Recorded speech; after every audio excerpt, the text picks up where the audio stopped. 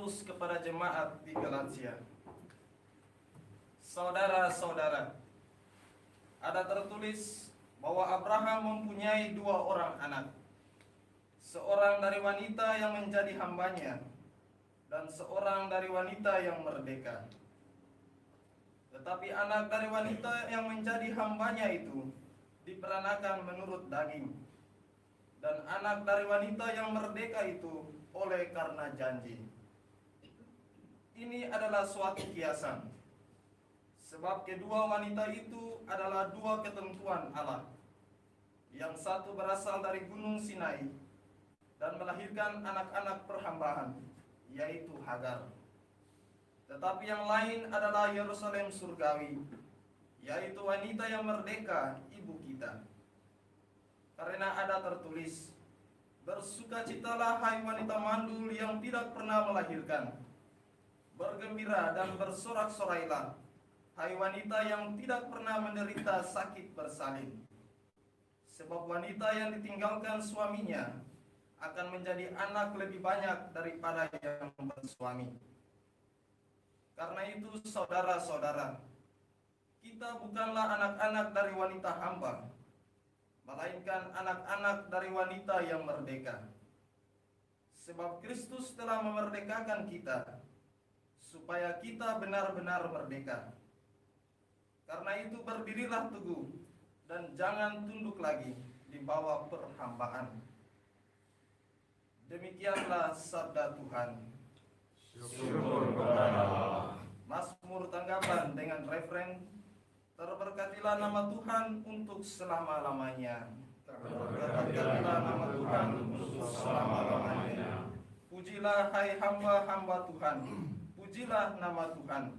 Kiranya nama Tuhan dimasyhurkan sekarang dan selama-lamanya. Terberkatilah nama Tuhan untuk selama-lamanya. Dari terbitnya matahari sampai pada terbenamnya, terpujilah nama Tuhan. Tuhan tinggi mengatasi segala bangsa, kemuliaannya mengatasi langit. Terberkatilah nama Tuhan untuk selama-lamanya. Siapakah seperti Tuhan Allah kita, yang diam di tempat tinggi, yang merendahkan diri untuk melihat ke langit dan ke bumi. Ia menegakkan orang yang hina dari dalam debu, dan mengangkat orang yang miskin dari lumpur. Terberkatilah nama Tuhan untuk selama-lamanya. Baik pengantar Injil. Haleluya, haleluya, haleluya.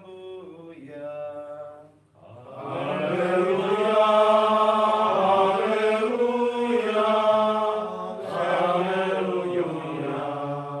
Hari ini dengarkanlah suara Tuhan, dan janganlah bertegar hati. Haleluya, haleluya, haleluya. Tuhan sertamu Dan sertamu juga. Inilah Injil suci Yesus Kristus menurut Santo Lukas. Dimuliakanlah Tuhan. Sekali peristiwa, Yesus berbicara kepada orang banyak yang mengerumuni dia. Angkatan ini adalah angkatan yang jahat. Mereka menuntut suatu tanda, tetapi mereka tidak akan diberikan tanda selain tanda Nabi Yunus. Sebab sebagaimana Yunus menjadi tanda bagi orang-orang Niniwe, demikian pula Anak Manusia akan menjadi tanda bagi angkatan ini.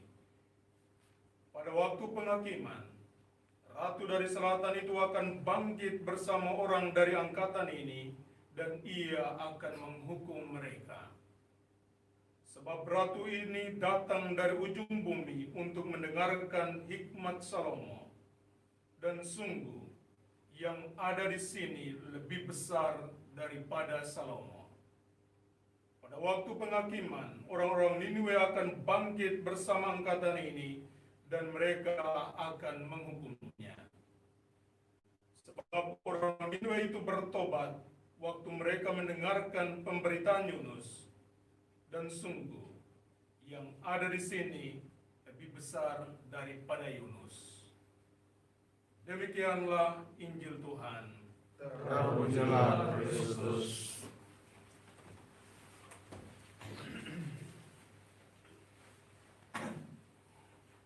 Hanya hati dan jiwa yang selalu bersyukurlah yang dapat melihat dan merasakan serta mengalami mujizat Tuhan.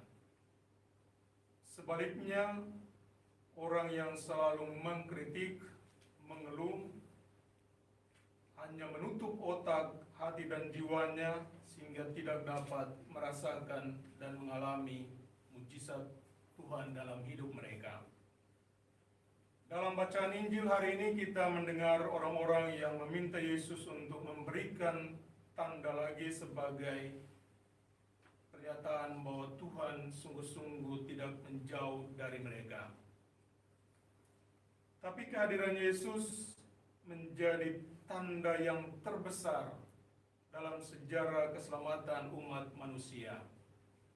Karena itu pagi hari ini saya mengajak kita sekalian untuk setidaknya melihat dan merasakan mujizat Tuhan yang nampak dalam 3 hal ini. Pertama, ketika kita sadar bahwa nafas hidup Tuhan masih anugerahkan kepada kita pagi hari ini. Manusia mungkin bisa sedikit memperpanjang hidupnya dengan obat dan peralatan canggih, tetapi kematian akan selalu menanti dan menjemput kita pada waktu Tuhan. Mujizat yang kedua yang kita alami adalah keluarga dan komunitas. Hidup dalam sebuah keluarga atau komunitas seperti kita di sini adalah sebuah anugerah terindah dari Tuhan. Karena itu syukurilah. Karena keluhan-keluhanmu hanya akan menjauhkan jiwa dan hatimu dari rasa syukur, dan akhirnya Anda tidak menikmati hidup Anda. Dan yang ketiga dan yang terbesar adalah mujizat Ekaristi Kudus. Setiap pagi kita disuguhi atau diberikan makanan rohani, yakni tubuh Tuhan sendiri. Carlo Acutis yang kemarin dibeatifikasi, baginya Ekaristi adalah highway atau jalan tol ke surga. Bisa saja kita berada di dalam jalan tol setiap pagi, tapi mentalitas kita masih berada dalam jalan setapak. Syukur kalau itu pun masih ada.